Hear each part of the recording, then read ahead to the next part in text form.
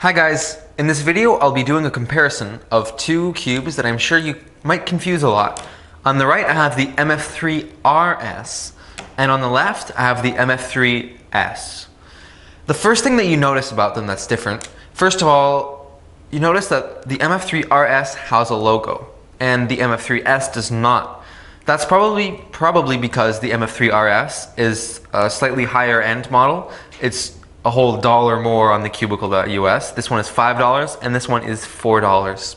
And generally it seems that MoYu tends to put logos on cubes that are more expensive rather than cubes that are less expensive. Another thing you notice is simply the shape of the holes. Here you can see that the corner is square and the edge is rounder on the MF3RS. And on the MF3S, the holes seem to be of equal sizes. Now, something else that you notice is the type of finish that there is on the stickerless cubes. It's hard to see right now because I don't have a lot of light, and so there isn't much glare on the cube. But if I tilt it the right way, probably, oh yeah, okay, you can see on the right, this one is shiny. The RS has a shiny finish to it, but on the MF3S, it's a nice matte finish, and what that does is not only does it look pretty cool, but also it'll make the cube slip less when you try to turn it. So an issue that I've had with stickerless cubes is that they're simply slippery. The texture is so smooth that it just slips out of your hands. However, with a matte finish like this, that's an issue that reoccurs less.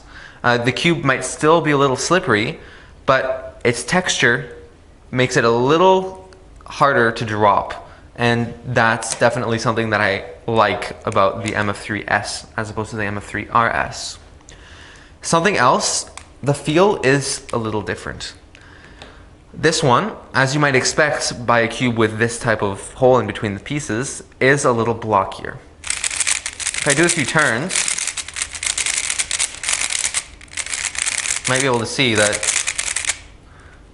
well, it's not really something that's visible, but it does have a blockier feel compared to the MF3RS, which is a little lighter. And this kind of cube resembles more like something like a Yan, perhaps, although it's a little heavier. And this one is more like an original Weilong. However, both of these cubes, I believe, are a little slower than the cubes that I've just compared them to, and they have a similar speed to them. If I do a few turns on this one, you'll notice that, as I said, it has a lighter feel. However, the way that the corners are, with the squared off on the top here, that makes it that it does catch occasionally. It has good reverse corner cutting, but that's only if you apply the force nice and straight like this. If you do a lot of turns and you just do something random, then you might get a catch like what I just had.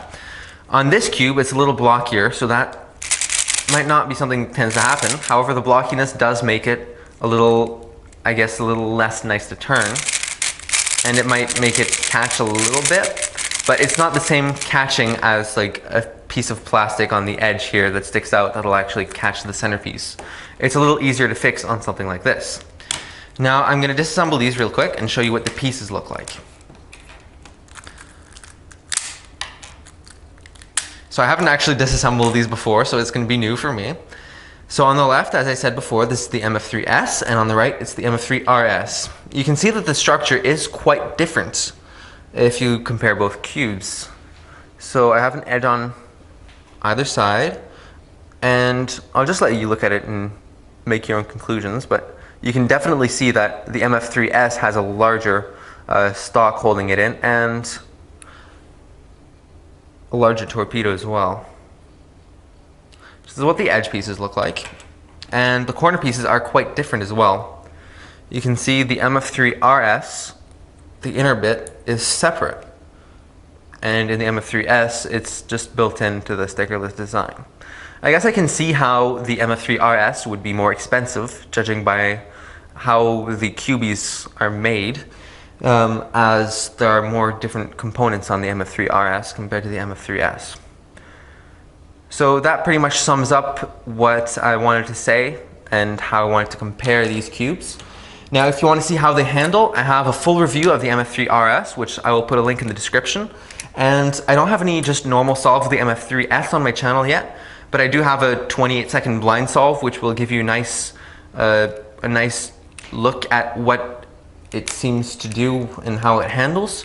So I invite you to go check that out. I'll put a link in the description for that video as well. So thanks for watching. I hope that you appreciate this comparison.